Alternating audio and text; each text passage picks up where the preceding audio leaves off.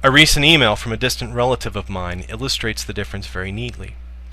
The email was one of the top 5 circulated on the internet according to Snopes.com, and it relates to the use of an uncut onion to absorb illnesses, specifically influenza. An uncut onion, the email says, will attract bad diseases and turn black, preventing people nearby from getting sick. I don't know how many people at this moment have an uncut onion next to their beds, but I would imagine it in the hundreds of thousands. At the top of the message was a blurb from a friend of the relative suggesting that the current flu vaccine may not be effective at all. What do doctors really know, after all? It asks. Now, onions certainly can be beneficial against influenza. You can have a loved one cook them up in a stew, and they will provide much-needed nutrients during the week-long education about immunology and infectious disease you are about to experience. But an onion sitting next to your bed will not be effective prevention, any more than a box of Kleenex. It will turn black because of the release of sulfur compounds from damaged cell walls. The rejection of real science and adoption of pseudoscience lore beliefs surround us every day. Our politicians have very little time for real science. There are only 4 scientists in the U.S. Congress, so far as I know, including recently elected Bill Foster of the 14th District of Illinois. Representative Foster is a former Fermilab employee, and good for him for getting elected. He joins the other 3, all of whom have PhDs in physics, except for mathematician Jerry McNerney. There's only one licensed engineer, my own representative from Texas, Joe Barton. Why aren't there more science and technology experts representing us in government? My own opinion, because the electorate generally distrusts scientists. Our society has spent so much time making out researchers and scholars as eggheads, disconnected from the real world. Or worse, amoral monsters who are blind to the consequences of their discoveries.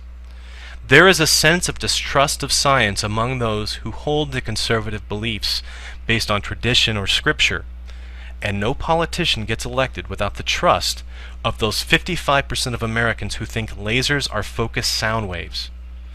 I was astounded when, in the Republican primaries for the 2008 election, 3 potential future presidents stated that they did not believe in evolution. John McCain, the eventual Republican candidate, offered only a qualified acceptance. Some of this was no doubt pandering to those who devalue scientific knowledge. Arkansas Governor Mike Huckabee later reiterated his position that as an ordained minister, he was willing to let people believe they evolved from primates. He apparently missed the fact that not only did we evolve from primates, we still are primates. He also stated that he was amazed that the evolution question would be asked of him. What difference does it make? He responded. I, for one, would like the head of the U.S. military and the largest nuclear arsenal in the world to know at least as much biology as a 7th grade student. What about the media?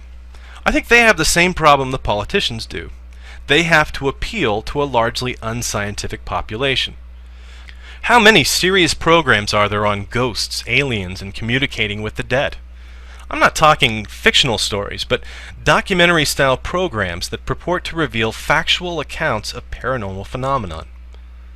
On our evening news programs, miracle cures, pseudoscience anecdotes, and miraculous revelation are mixed in with real stories about research, archaeological discovery, and medical breakthroughs.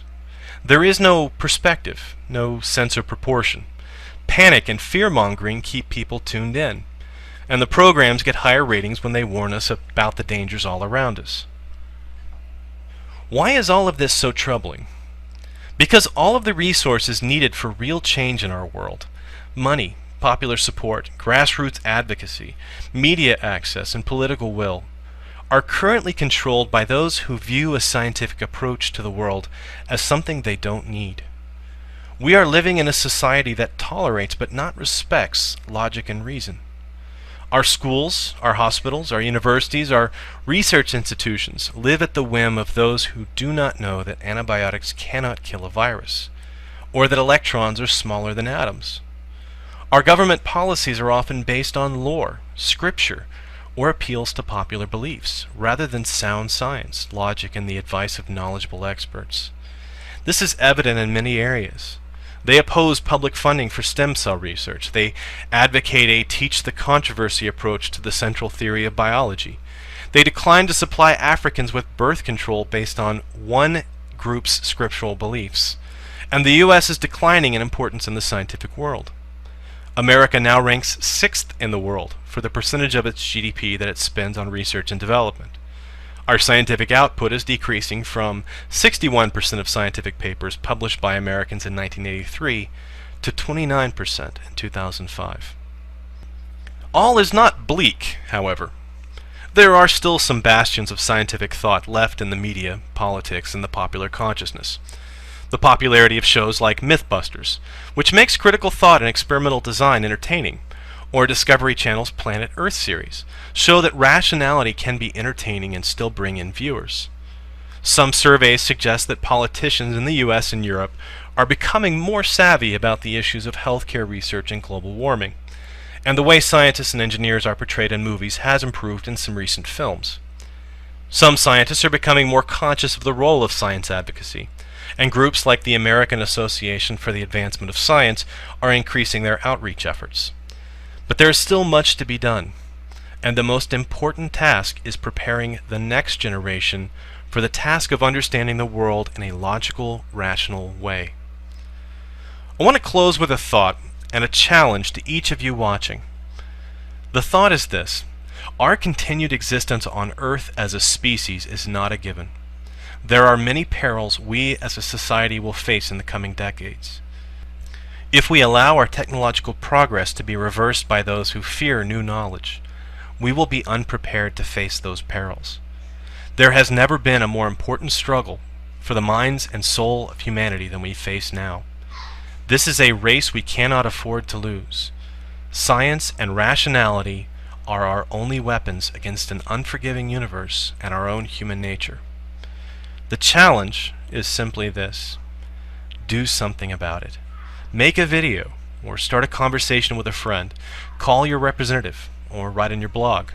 Mirror this video on your channel, or whatever you can think to do to raise the issue again and again. If anything in this video concerns you enough to act on, please do. Science and reason needs all the help it can get. Thanks for watching.